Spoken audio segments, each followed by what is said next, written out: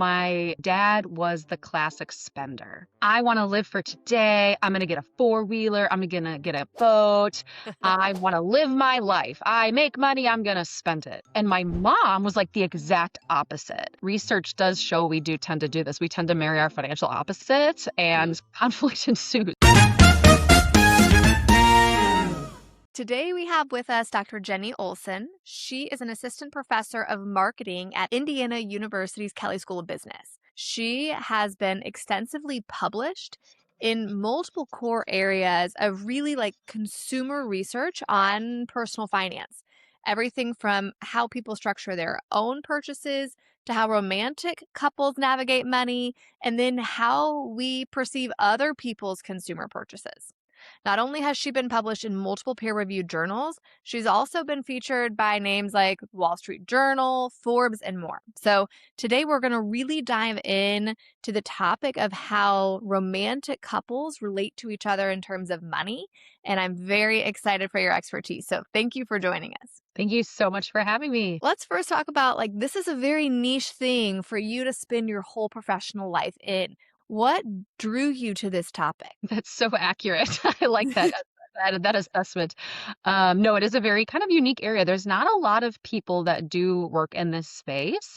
And I really think that my interest in consumer financial decision making really started in childhood when I watched my parents have vastly different approaches to money and navigate that. So my dad was the classic spender. I want to live for today. I'm going to get a four-wheeler. I'm going to get a boat. I want to live my life. I make money. I'm going to spend it. And my mom was like the exact opposite. And just as an aside, research does show we do tend to do this. We tend to marry our financial opposites and conflict ensues, right? Right. And Yeah. so my mom was very much a saver and would scrimp and save, clearance racks, everything. And I remember, during the holidays and my dad would get gifts for family and my mom would be like, "What are you doing? You have to take those back." And I remember just watching a lot of that as a child. And I got into graduate school and my mentor happened to have a paper on tightwads and spendthrifts and marriage. And I was like, oh my gosh, I think that frames my whole childhood and watching this happen.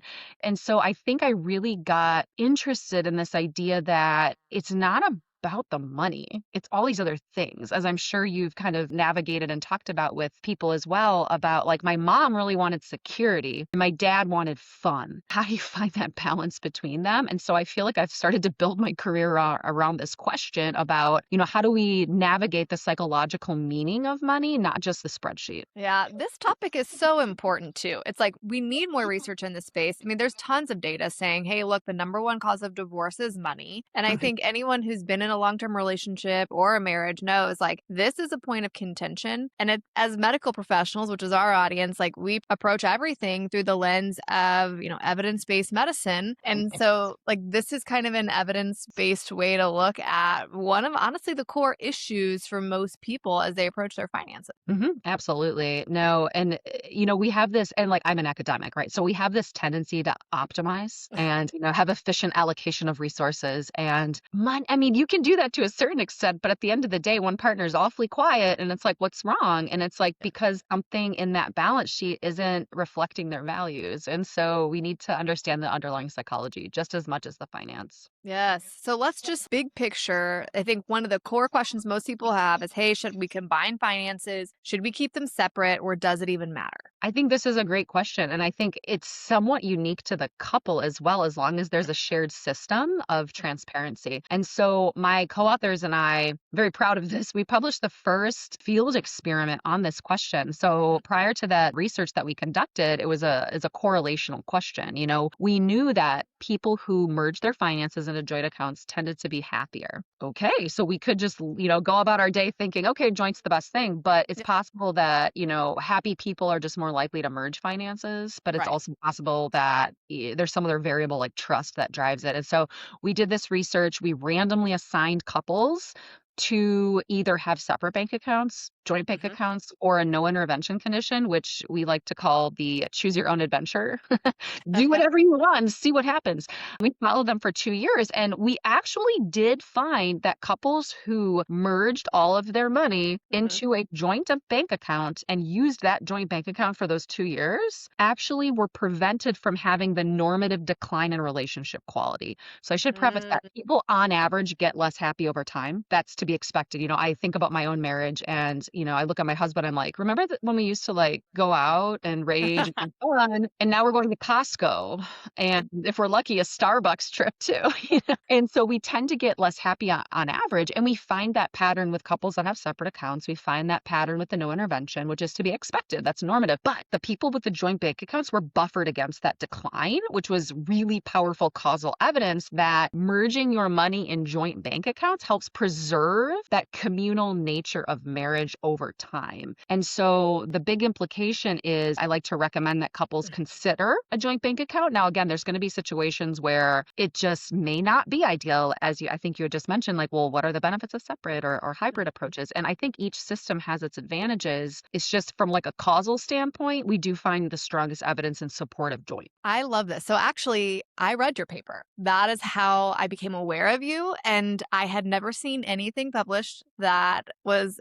anything along the lines of non just like, hey, there's a correlation here. And so I was like thrilled to see this, mostly because I have been in this space of talking about money with medical professionals for years at this point. And I have developed a firm opinion just from talking to hundreds, honestly, probably thousands at this point, of Hmm. medical professionals that there's this trend where medical professionals who had combined finances tended to be further. Not always, but a lot of times they seem to have an advantage in creating like the big shared goals and doing things beyond basic budgeting, but saying like, hey, I want to create a 7-figure net worth or I want to create early financial independence. The people that were joined seem to have this leg up in creating those goals compared to people who were married or in a long-term partnership that had separate finances. So I had this opinion, but I have no proof. And so as soon as I saw your paper, I was like, this is it. This is what I've been looking for. It validates what I had thought internally for a really long time. I love that you read my paper.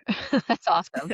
Yeah. And I guess just to preface, in case there's people wondering, well, why, right? Like, what is it about the joint accounts? And I think your intuition is spot on about it creates this sense of we-ness, and it's our resources. It's not yours versus mine, right? We tend to get into this tit for tat, you, me versus we approach. And I think it also just facilitates transparency. When I can see every single line item, it provides that opportunity for a conversation, right? Like, hey, I noticed that, and this actually happened with my husband. I was like, what's this? I won't say what kind of a thing it is, but I'm like, what is that kind of a thing? It's like, Yeah. what, and DraftKings, I'll throw it out there. Like, what's that? And, that's something that he enjoys with his friends. And, and then it's led to a conversation of like, hey, I really value to have a certain amount of money that I can do whatever I want with. And I'm like, great. I, appreciate the same thing. And it provides that opportunity, I think, for transparency and the check-in, like, oh, actually, I noticed that our checking is getting depleted a little bit faster Mhm. this month than last month. Let's take a look at that. Let's figure out what's going on so that we can kind of reunite and make sure we're on the same page. Yeah. And like the day to day stuff, like you mentioned, I feel like it brings out those conversations, heads off sometimes arguments that would maybe explode when you're having like more preemptive conversations when you first see it pop up. But Hmm. then, too, I think it creates a situation when you're thinking about like the big picture of where we're headed financially, where you do have to really sit down and have like more in depth conversations as to like, hey, how do you see your life looking in 20 years? Are you someone that wants to work full time until you're 67? Are you someone that envisions something different? Where are you wanting to live in retirement? What are you wanting to do? Are you wanting to travel? And it does create, I think, maybe not necessarily shared goals, but sometimes just like having a deeper conversation about goals. And like, I think it gives a little bit more perspective when you look at your spouse, when you kind of have a better sense of like, man, how do they really want their life to look? And if you Right. don't have those conversations, a lot of times you glaze over that, especially, life is busy and it's not common that you're going to bring that stuff up. Right. No, and the goals is a big topic. And we do have some evidence that if you have joint accounts, you're more likely to perceive your goals as shared versus Mm, separate. Now, I will say, I don't think having separate goals is necessarily problematic. I mean, mhm. different people like different things. I think Sure. it's more of a coordination question about which goals should we prioritize right now versus in a few years versus whenever. It's all about having that system in place so that both of our voices are being heard. Yes. Now, you mentioned earlier there's data that says, hey, a spender tends to pair with a saver. So, with that natural friction, do you have some pearls on how people can navigate that and do it in a way that avoids conflict? Yeah, this goes back to my dissertation, and I was really interested in this saver spender thing. I'm like, some people are savers, some people are spenders, like, and they tend to marry each other, right? Yeah. And so I think the big thing is that we have to be really careful about avoiding moral judgment and moralistic terms. We tend to point fingers at each other, and it's like, you're irresponsible Right. and you're frivolous or you're controlling. Like these words, these character values, I think can lead to some problematic exchanges and conversations. And kind of similar to something I said a little earlier, I think it's more about identifying the underlying values. My parents, for example, my dad, it's like, I value fun and enjoyment. And my mom is like, well, I value security. That feels a lot different than saying you're controlling and you're responsible, right? Yeah. So it's focusing on what do I value, and then how can we build this system in place where we both feel like we have a seat at the table. It's Yeah. not that one person is right or wrong. Again, that gets into that moralistic language. It's how are we Right. going to work together and figure out how to structure this system so that we're on the same team. And remember that you're on the same team. My husband always tells me that. I mean, just to be clear, just because I study these things doesn't mean I'm not immune.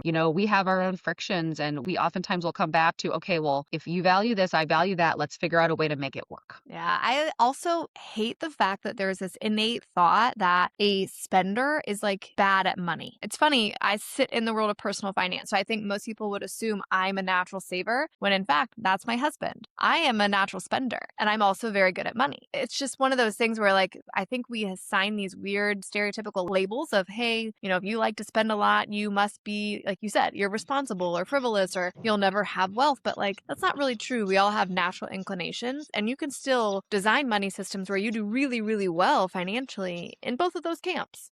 I love that. No, that's a good point. I think that societally we have this negative perception of spending, and it doesn't have to be negative.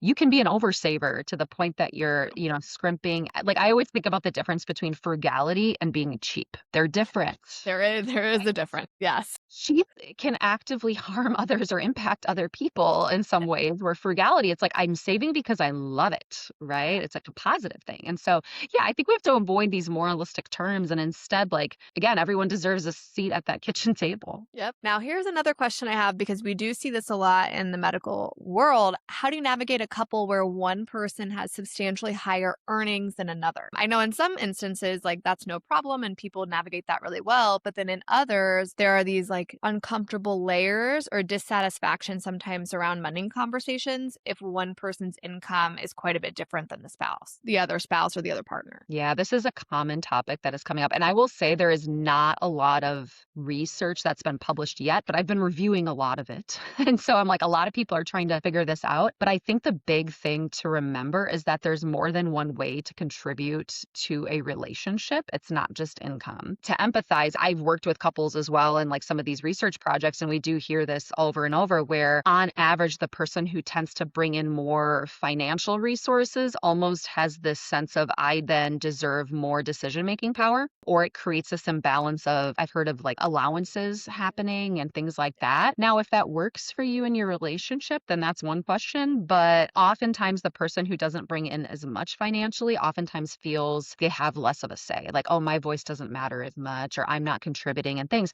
But there's so many ways to contribute. All the non-financials, who is making sure the house is hygienic and clean, childcare, career sacrifices, other household navigating, caring for family members, all these other things also matter. And so I think couples, again, need to have that. It all comes back to conversation, honestly, is how are we going to approach income's one thing, but the decision making is another, right? Like we have to figure out how we're going to navigate the decision making together because people, again, because I like to think of marriage as like a pool of resources, right? And there's all these different pockets that we're putting in, but at the same time, it's still one pool. And we have to Right. remember that and be careful to avoid that not equating income with decision making. I think they're separate things. Yeah, I agree completely. And I think there are instances classically, especially generations back, this would have been the female, right? Of like, Hmm. hey, female stays home, doesn't bring in an income, male works, brings in the income, male has more decision power financially. I think that's probably the landscape in which like all of our grandparents lived. Right now, I think the equation of decision making capabilities with income is probably one of the most toxic things that can happen, where it's like there may be a season where one spouse stays home and it may be either partner has a season of lower income or even is in training or graduate school or whatever. Right. But like the pooled resources approach of saying, hey, we view everything as this is like our household flow of income, our household outflow. Everyone has a seat at the table. Doesn't matter the source of income. Ideally, eventually too, like you have income that comes from non-work and like from assets, and Right. all of that just kind of flows together. And then the couple as a team decides, hey, how do we allocate these resources? I think that is the path that leads towards like everyone feeling empowered, even if you are the person that's in a season maybe of not bringing as much overt income to the table. Exactly. And I like that you mentioned the temporal aspect, like the time, how it's going to shift. And just as a personal example, when my husband and he was working and I was a grad student. And so I was making very little Yep. compared to him having a job. And I felt like there's some shame in some sense of like, I'm not Yes. contributing. And it's like, no, things change, ebbs and flows. And, now I'm a professor, so I have a job. I'm not a grad student anymore. He has a job, and we have to navigate that joint pool together. And so the boundaries of it shift, over time. But again, I love that. It's like it's still a pool. It's still the same Yes. thing. We all are working through it, and we all are aware of all the components, and then we can allocate things accordingly. I'm also curious if there's any research on the topic of bringing debt to the relationship, because for medical professionals, at least, whoever is in medicine tends to bring a lot of debt to the table. And then their partner, if they're not in that arena and maybe they pursued something different, may have a student loan burden that looks way different. And Mhm. that also can be a thing that brings a feeling of shame or like discomfort. And do I have less decision making in this scenario because I'm dragging the team down, so to speak? So, is there anything speaking to that in the research that you've seen? I haven't seen a lot of research on differential debt levels, like bringing Mhm. it in. My own work, I've looked at, it's already happened. How do you navigate it? Yeah. Like, how do you pay off the debts? Uh-huh. But I think from more of the initial standpoint, I think some of the same dynamics are at play with income. When you have differential income, differential debt, same thing of Mhm. like the person that has more debt might feel, like you said, the shame and things like Yeah. that. And so I think it's important not to focus on the past. Like, why did you do that? Why did you choose to go to that expensive school? Why did you incur all of this debt? Why did you choose this medical this Right. path as opposed to this path? And like, I was the responsible one. Again, it gets into that moralistic language. Yeah. And instead, it's focusing on, what is working right now? And then more importantly, what are we going to do about it? Right. It's like this concept in therapy where they talk about radical acceptance. The reality is here. We can't change it. We can't change the fact that, we've accrued differential amounts of debt. It's already happened. But now the focus is on what do we do about it moving forward? And so I think it's important, again, not to blaming and moralistic language, but Right. also I think the person that has less debt also needs to feel that sense of like, we have a plan. Like, so it's not inevitable. We know what we're going to do. We're going to work through it together. And also like, what's the sources of the debt?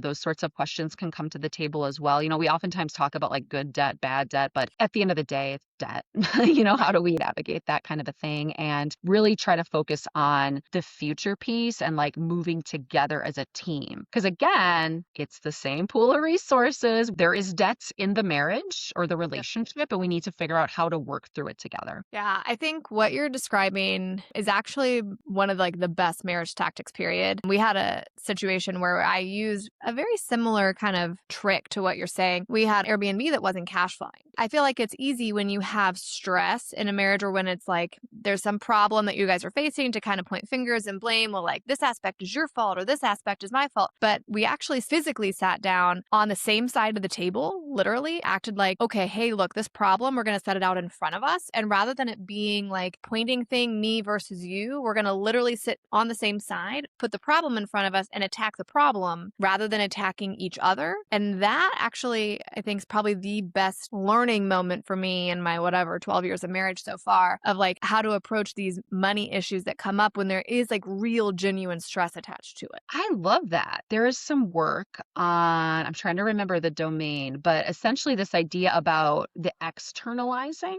So I think what you're describing is this, as opposed to, sitting at each other, it becomes this battle and like literal finger pointing. But when you're Yes. like physically like embodiment, like you're on the Yeah. same side, and then you put the problem outside of you. It is not you, right? Right. It's you're detaching it from the person. You're detaching it from this internal sense of worth or blame or etc. But it's out in front of you. It's concrete. When something is concrete, I mean, we know SMART goals, right? Like you Yes. can tackle it better when it's specific and it's outside of you. So I love that. I feel like that's a research project I need to tackle and have people navigate conflict together or like across from the table. Let's see what happens. Right. I love it. There you go. Yeah, your next paper. Yep. Stay tuned in 10 years. Right. That's unfortunately. Long So time to publish. We'll get there. right. One thing I wanted to ask you about is I have seen this come up, honestly, more than I'd like to admit, is a situation of genuine financial infidelity where one partner hides a spending habit, hides a gambling problem, hides credit card debt, and then in some way, shape, or form, it will surface. And then there's this really uncomfortable situation where there's layers, right? Because now there's the new financial problem to contend with, but there's also broken trust. So, how would you speak to that issue? Have you seen any data on that topic, or do you have suggestions for people that are navigating it? Yeah, financial infidelity is more common than I think we realize. I think industry surveys and in my own research, we find about 25 to 30% of people admitting it, which Oh, means the rate wow. is actually higher Right. because Yeah. this is people willing to acknowledge that they're engaging in these behaviors. So my Yes. co-authors and I we published arguably the first kind of paper of its kind. The first thing we did is we just asked people, what is financial infidelity? That's often a question, is it buying a Snickers bar and hiding that? Or is it having offshore accounts, right? And so we distilled it down into a two-component definition. So we define financial infidelity as intentionally engaging in financial behavior that you expect your partner to disapprove of, A, and Mm, then B, concealing it. So it could be if I know that we are on a tight budget and I go buy that Snickers bar, I'm going to anticipate disapproval, which is the mhm. reason you tend to hide it. And then I hide the evidence that represents financial infidelity. Now, if I showed my partner that I did this, that's not financial infidelity because there's Right. transparency. And so it manifests in all sorts of domains. And one thing I want to put out there right off the bat is this is not just a spending thing. This is not just a gambling thing. This is not just seemingly negative types of behaviors, right? Mhm. It could be saving. I've heard stories of people saving thousands and thousands of dollars to pay off their mortgage and then they surprise their partner during the holidays. Or like those Toyota commercials where they have like, surprise, Yes. I bought you a brand new luxury SUV. Right. That can be financial infidelity just as much because it implies a certain level of distrust. Right. If you didn't share that with your partner, that money, it's like an opportunity cost. We could have used that money in some other way, and I wasn't part Mhm. of that conversation. And so financial Mm, infidelity, it can be secretly saving just as much as secretly spending. So I just want to put that out there yeah. before, again, we start attacking the spenders again, right? It can be the savers too. That's interesting. I have never thought about it through that lens, but you're right. These I have always thought the Toyota commercials were insane. I'm like, I would lose my mind if my partner bought a brand new vehicle without any conversations. Like, wait, what? This is exciting. I think SNL has a good skit Yeah. on that. I'll have to check that out. So once it happens, how do you get back to a position of like managing money together in a healthy way once that's been experienced in your relationship? So I think that one thing that tends to happen is, just to be clear too, the way that we find out about financial infidelity is oftentimes incidental. We find the Amazon packages. We find evidence of this sort of stuff. It's very rare that someone will say, "Hey, I'm cheating on you financially." And so I think once we find out, there's going to be initial feelings. There's going to be the betrayal, the distrust, the hurt, all of those things. And I am a big advocate of taking a moment to ride that wave a little bit. Now is not the time to have the conversation. You don't want to attack people right away. I think we're going to set a time soon. I want to talk about this. Give each person a chance to kind of collect their thoughts and Mhm. their bearings and kind of recognize the situation. And then when you talk, I think the starting point is why? Yeah. What was the reason for this? Because in our own work, what we find is, I mean, there's a lot of different reasons, but it can be autonomy or control. So going back to the couples that maybe have differential income, the lower income partner might feel like they don't have any control over the financial decision making. And so this is a way of them to feel a little bit of that control, like, ooh, I'm going to go ahead and treat myself to this thing and they don't have to know. And Right. so that can be a reason. It can also be shame, the concealment part of like, I was afraid that you didn't approve of this purchase, but it was really important to me. I've heard this with parents. They spend a lot more than maybe the other partner wants them to on a birthday party, for example, Yeah. and so there's all these different things and reasons. And I think that's the first piece is why. Why is it that you think you may be engaged in this? And why didn't you feel Yeah. like you could tell me? It's going to be a hard conversation, just to be clear. This is not easy. It's Right. going to take some vulnerability and rawness. But I think if you, again, you set aside that time, you have that moment to kind of think, kind of collect yourself a little bit, and then just really focusing on the why. And one thing that I've heard people also reference as a way to approach the conversation is to be curious as Mm. opposed to judgmental. It's like, I'm just curious. Can you help me understand, maybe what you were thinking or feeling? And as opposed to, why did you do this? Yeah. What did you do? You're screwing over our joint financial goals. It's just being curious Yeah, and you're kind of so right that you need time though, I think, to like process the emotional piece on your own so that when you come to the conversation, you can like you're past the like emotional distress and you can get to a position where you can really actually like evaluate how you're approaching it too. And right. then like you said, this is the symptom. What's the real problem? I think most of us would attack it as like, you created this credit card debt or whatever, like this is the problem. But it's like, no, that's probably the symptom. Like what is the real problem? And there's usually, like you said, something underlying that as Mhm. to why that was the path that they chose. But this is interesting and tricky because I think that if someone experiences infidelity in a marriage, for example, there's a societal expectation of like how it's appropriate to react to that or like how the depth of hurt that you might expect someone to feel. Where financial infidelity is different, where you might feel the same level of hurt, but sometimes externally, I think other people might not expect you to feel that way. And so there's a little bit of a disconnect, I think, for what the societal expectation is as you go through that versus what it actually feels like for you. Oh, I like that. In terms of, yeah, culturally, like Yeah. with will and emotional infidelity, it's like, how dare that happens to you? Oh my Yeah. gosh. Yeah. And financial, yeah. I mean, it's almost more insidious in some ways because one thing that my co-authors and I had talked about is with sexual infidelity, for example, it's like we're going to break up the relationship if that's the path that you choose. And like, this isn't working for me, I'm going to leave.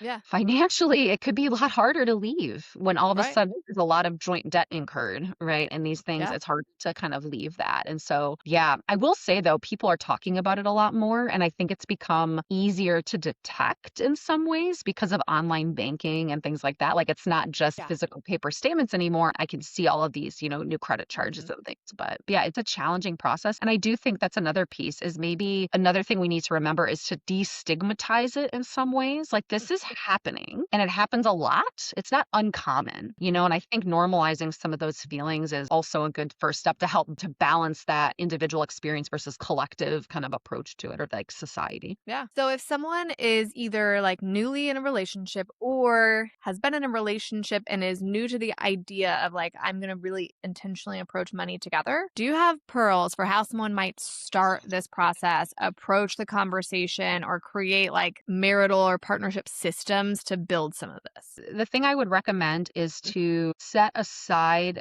dedicated time that's specific. So, Okay. what I mean by that is, as opposed to saying, hey, let's talk about money. And again, it's kind of new, like, so if you're new in the relationship, hey, can we set aside 20 minutes to talk about the flower budget for the wedding? It's specific, time bound, it gives you time. So, one thing we do find, so I have another paper on financial conversations. And one thing that we do find is that people do better when they're planned, big time. I Okay. mean, it's such a simple advice, but it is huge. Is Yeah. again, gives people to get, it gives, so there's something called the hot cold empathy gap, and it puts you in a cold state. It's more rational, but if you spring it on someone, you're automatically in a hot state, which is more emotional, right? Let the heat subside so that you can approach it more with that analytical, cold kind of approach in some ways Okay. that allows you to be more curious. I'll also say that try not to be afraid of having a financial conversation. We just published a research research paper where we find that people expect financial conversations to be more negative than they actually are. So we recruited Oh, all these couples and we said, we randomly assigned them to different conditions. Hey, we want you to have a conversation about something tonight, or we want you to have a dedicated conversation about finances for 20 minutes tonight. uh-huh. And then we followed up with them the next day and we said, how did it go? And people underestimate how socially connecting these conversations can be.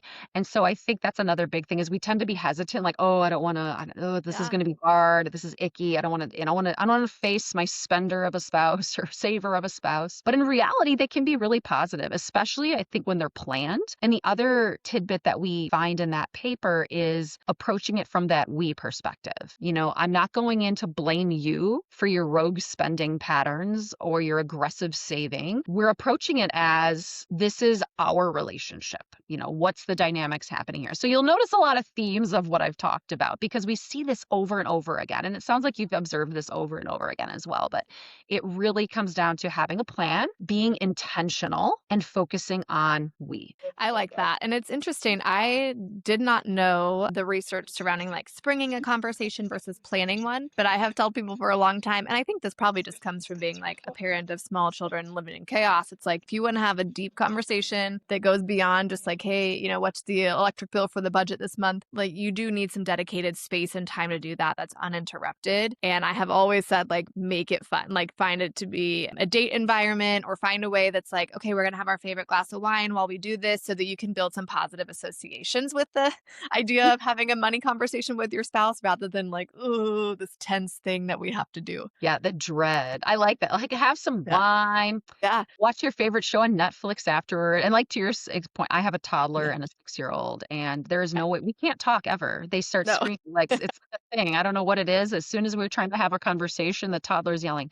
And so yeah, the kids are in bed, have Yes. your favorite drinks, relax. Yeah, that dedicated time. And I like that. Use classical conditioning in your favor. Build positive around it. Read my paper because it tells you this is going to be better than we think it is. It's going to be Right. good. And yeah. Right. I have an interesting question, and I don't know if there is research on this, but do you have any information on an association between financial success in objective terms and the time horizon of money goals? Because I have been reading multiple books and have listened to several podcasts in the last month on generational wealth. It has challenged me personally to really extend the time horizon of the shared money goals that my husband and I talk about. So I'm just curious, is there anything out there looking at this from a data standpoint? From a data standpoint, I don't know of anything specific to goals, but Okay. I do know something about the development of financial literacy Okay. and if and what happens over time. And so it's kind of related to this, working together or separate, which is similar to like being on the same page goal wise or not. Yeah. And what they find is that in relationships, when one partner tends to make all of the financial decisions, they tend to get better at financial literacy over time. And the person who's not participating actually gets worse. And so you Oh. can look at this cross sectionally and you see this divergence in financial literacy over time. I wouldn't be surprised if we see similar things with goal trajectories where, if we're not on the same page initially, it can almost get worse over time because we Mm. don't have that shared unity piece. I don't know of any specifics with the goals, but I suspect it might take a similar trajectory to the work Yeah. on literacy over time. That is interesting. I'm curious, do you have any information on like habits for like parental habits and how that translates into financial literacy for kids or like that aspect of learning money skills as a child and then bringing those forward into adulthood? There's a couple people who are just now starting to research Okay. more specifically on child relationships with money. Hmm. The only work that I think has been published so far that I'm aware of is more about retrospective recall, like asking adults what their first relationship was with money and things Right. like that. But just intuitively, I mean, I have children, and you've probably heard about the classic save, spend, donate kind of Yeah. bucket Sure. and kind of teaching kids that way. But I don't know a whole lot about the kids stuff. Honestly, I think you can observe differences pretty early on. Like I know I have friends where one child saves all of their lottery tickets because they're Yes. holding out for that Nintendo Switch, and then the other child, like, as soon as they get a ticket, they're getting candy. And so you can kinda see some of those patterns, but I don't know a whole lot about kind of how that can shift in things over time. Yeah, it's interesting. I had read an article and I don't know the level of evidence behind this claim, but it was that most kids, like by age 5 or 6, actually have some type of identity in either like, I'm a saver, I'm a spender, and already have some like preliminary notions about how they do with money, which is crazy. Like, that's so young to me to think about. But I do, as you like have your own kids or watch kids, friends' kids grow up, it does seem to be true that there is like this little inclination that starts to develop with that like allowance money or small earnings even that early of like, how do I manage this and how do I feel about what I do with it? Oh, for sure. I think so. I teach consumer behavior, Mhm. and there's this nice chart that shows how children become consumers. And one of the things is around age 6, they can start Uh-huh. making independent financial decisions. To your point Okay. about like, I have my Yep. own money. I can now Yep. go to the store and get myself a candy bar or a pack of Pokemon cards. And Mhm. so I think the socialization process starts very early.